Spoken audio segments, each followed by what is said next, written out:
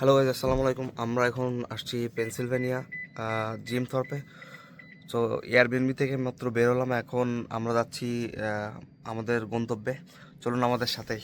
তো আমরা সকাল সকাল বের হয়ে পড়লাম জিম থর্পের দিকে। পাহাড়ি আপনারা দেখতে পাচ্ছেন সামনে যে ফার্ম এরিয়া, পাহাড়ের ঢাল দিয়ে আমরা এগিয়ে চলেছি জিম থর্পের দিকে।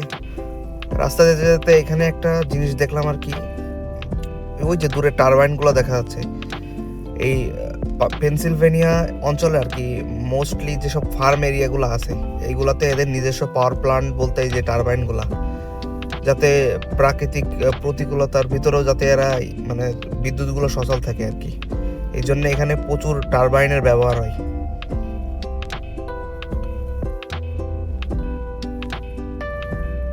আমার বাম দিকটা হচ্ছে এই যে দেখা যায়, এদিকে হচ্ছে কয়লার খনি, যেগুলো বলা হয় চারকোল।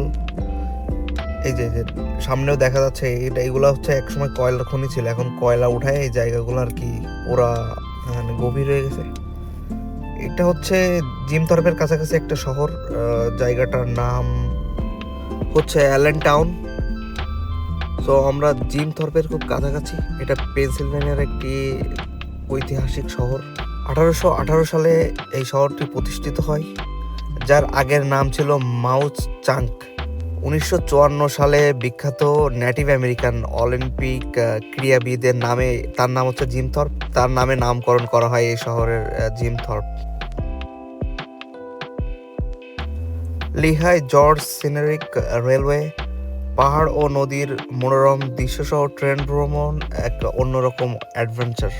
আমার পাশে যে নদীটি দেখা যাচ্ছে এই নদীর নাম হচ্ছে লিহাই রিভার, এবং এটি একটি ঐতিহাসিক রেল যেটার নাম হচ্ছে লিহাই জর্জ সিনারিক রেলওয়ে।